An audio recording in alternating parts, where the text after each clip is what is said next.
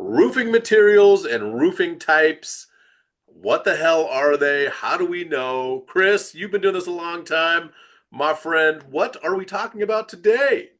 Yeah, so we're going to talk about just a little bit more educational piece here, and we just want to show Okay. you guys just the different type of commercial roofing systems that are out there. Yeah. Just some basics about each one, how long they typically last, where you see them.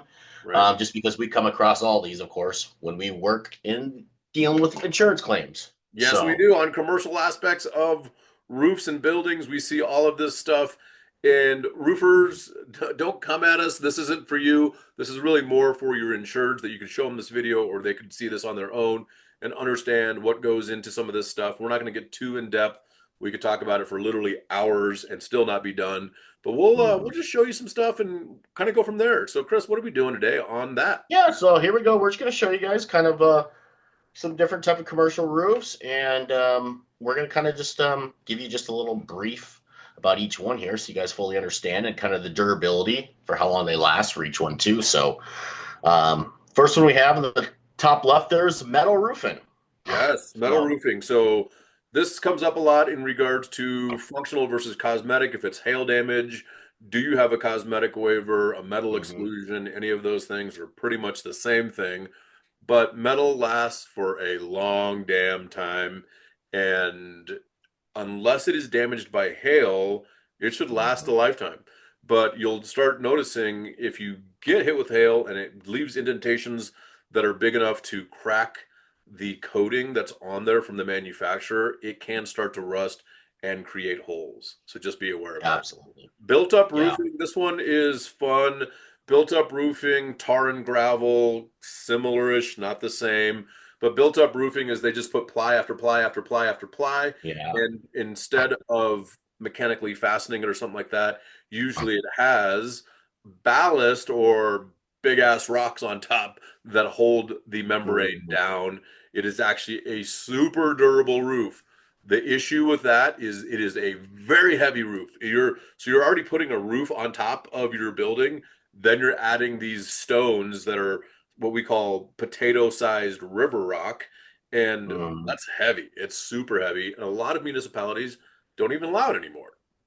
Yeah, it's crazy. And Yeah. it also it looks like it's best for like hot climates just because of its heavyweight and it's good for flat or low slope roofs too. So Yeah, so all of this stuff really is low slope, but yeah, absolutely. The BUR or built up roofing is absolutely it's really good for hail prone areas too because it sustains less damage, but most municipalities don't allow you to come back with that roof even if you already have it on there now. So kind of weird. gotcha. Modified bitumen or mod bit is kind of like a shingle, okay? Again, roofers bear with us. It's kind of like a shingle or rolled roofing that you can roll and then seal usually with tar or some version of that.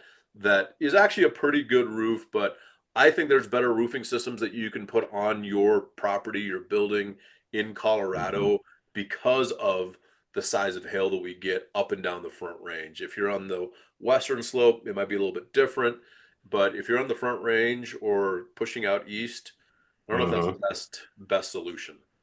Yeah. Well, moves us on to the TPO. Now, Taylor, I see a ton of these in office buildings, hospitals, retail. Seems like to be the most popular type of roof system for those different types of businesses. Would you agree with that? Yeah, I mean, really any commercial building, I'd say TPO would be my probably choice because of the durability. I mean, let's be honest, if you get 2 inch hail on any of these, it's going to damage it in one way or another. I don't know Mhm. a system that can say it is hail proof. A lot of companies have tried to say hail proof.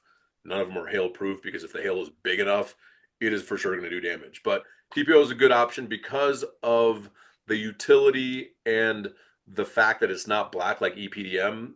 EPDM Mhm. is a great roofing system, but it's black, and so it brings in the heat. And if you're trying to cool a building, such as an office building, medical facility, a large shopping mall, things like that, you're spending a lot of energy battling and trying to overcome the heat with a black rubber EPDM roof.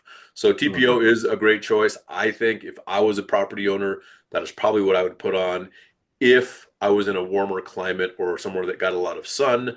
Personally, I think built up roofing is a really good roofing system, Mhm. followed by EPDM. then TPO.